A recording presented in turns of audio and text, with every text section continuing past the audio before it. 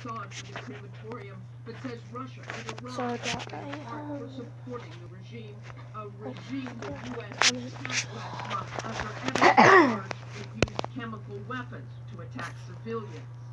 And Martha Raddatz with us live tonight from the State Department. And Martha, this new evidence, these satellite images, come just as the president prepares for his first overseas trip as president to Saudi Arabia, Israel, and the Vatican. Surely these images will come up. That's right, David. He's going over to Saudi Arabia. He will meet with Sunni Arab leaders and then on to Israel. They will be shown these satellite images. All of those groups already despise the Assad regime, so they will be very happy about this tough stand against them. David? Martha Raddatz with us live tonight. Martha, thank you. And now to another global worry at this hour. We do have new reporting in the massive cyber attack. Hospitals paralyzed, surgeries halted. And today we learned of an auto assembly line suddenly stopped because computers had shut down. Hackers infecting some 300,000 computers in more than 650 countries now, including the U.S., locking those companies up through their computers and then demanding ransom to free the files. And tonight, investigators say new clues may now be pointing to the culprit. Here's ABC's chief investigative correspondent, Brian Ross. Cybersecurity researchers tracking the attack tonight say the trail could lead to North Korea, that the computer code that produced the so-called WannaCry attack with these ominous messages appears to have similarities to the code used by North Korea in an attack on international base last year. It could be someone else using the North Korean code, researchers say, but the country has a long record of computer criminality. We've seen them steal money, we've seen them steal information, we've seen them destroy information. There's still no official attribution of who was behind the massive attack. And as of tonight, Italian targets have grown more than 300,000 in 150 countries. Auto plants, offices, railroads around the world, and FedEx in the U.S. were all hit. The most devastating, hospitals in Great Britain, where ambulances were turned away. Cancer treatments and surgeries canceled. Horrible, cried a lot, and didn't really know what to say. Only a few hundred companies appear to have followed the hacker's directions to pay $300 in ransom or more to have their files free. And that, too, turned out to be a scam. It appears that less than $70,000 has been paid in ransoms, and we are not aware if payments have led to any data recovery. And Brian Ross with us live tonight. Those attacks are still coming from that same group, Brian? That's right, David. There was a new variant of the attack today and another one yesterday, but both were shut down before they could spread too far. New waves of this attack. In the meantime, for anyone who works in an office or for a company that uses these Microsoft operating systems, what do you do? The most important thing is to download any upgrades. They include the fixes or the patches to block this. Use those automatic upgrades. All right, Brian, thank you. To other news tonight, North Korea also celebrating its most recent missile test with new images of that tonight, showing Kim Jong-un there on Sunday as the medium-range rocket was readied and then fired off. The first successful launch of this new type of missile, potentially they say capable of reaching U.S. bases in the Pacific. Afterward, North Korea upping its threat, claiming the missile could be loaded with nuclear warhead. U.S. officials cannot confirm that claim tonight. Next, back here at home into an accident on I-95 in Maryland, injuring more than 20 school children. Their charter bus overturned on the way to Washington, D.C. for an event marking National Police Month. And behind them on the road, another bus full of police cadets who then rushed in to help everyone. Here's ABC. The 8th grade field trip in an instant terrifyingly turned upside down. Mostly students tossed about. The bus began to flip, cheer, some screaming and stuff, but she put it with all the dream.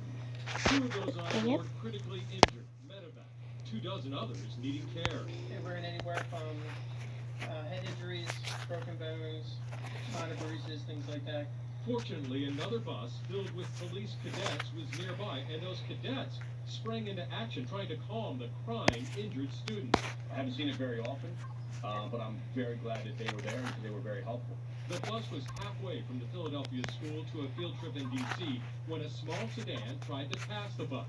That vehicle runs off the road. As the driver corrects, the car crosses the southbound lanes, clipping the front of the bus, sending it into an embankment lined with trees, and throwing it and the 30 occupants onto its side.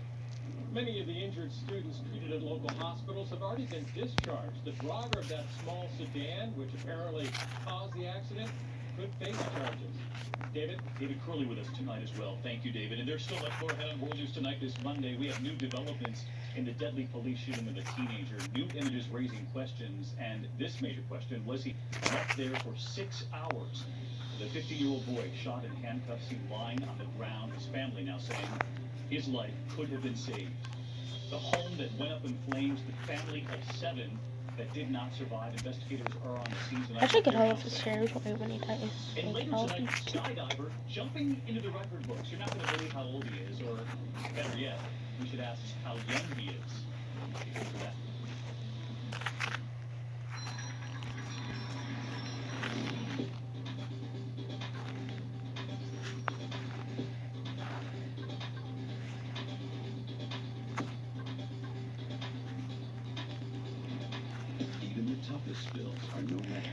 Daddy is was home and died. Dad was home and died.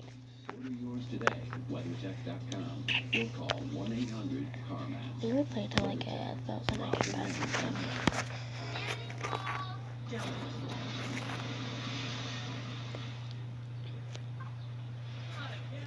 Swan dry. Seen it, covered it. We know a thing or two because we've seen a thing or two. We are farmers.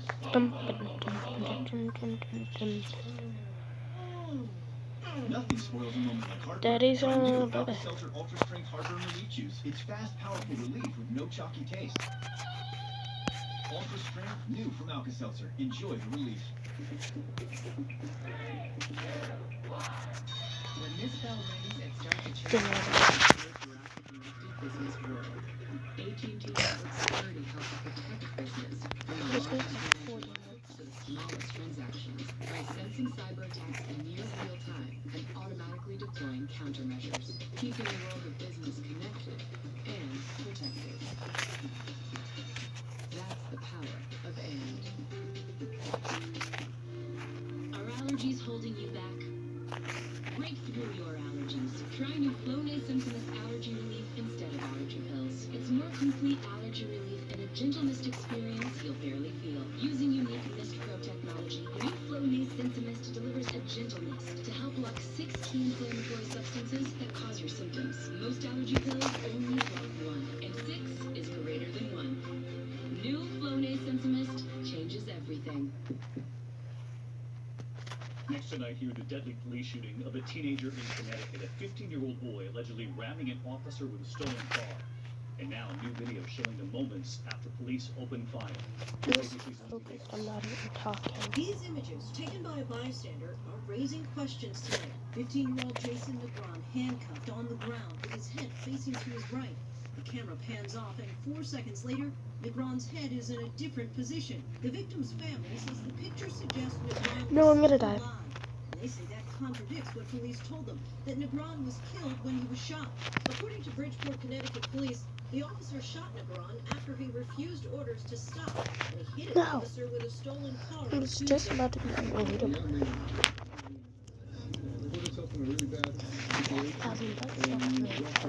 21-year-old passenger was also shot, but suffered non-life-threatening injuries. The police chief says Negron's body was lying in the street for about 6 hours after the shooting for evidence-gathering reasons. But Negron's family members say the police never provided him medical attention that they believe might have saved his life.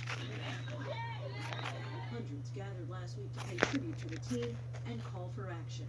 That officer is on administrative leave pending the outcome of an investigation. David? Lindsay Davis, thank you. When we come back on I Monday, would have been police on that officers corner. accidental overdose after they touched a powder. They've revealed what it was. Also, remembering the actor famous for his bad guy roles. And then more on that devastating fire, the home in flames, the family of 7 trapped, investigators on the scene. Controlled by frequent, unpredictable abdominal pain or discomfort and diarrhea. I've tried Like, you should have it. over-the-counter treatments, but my symptoms keep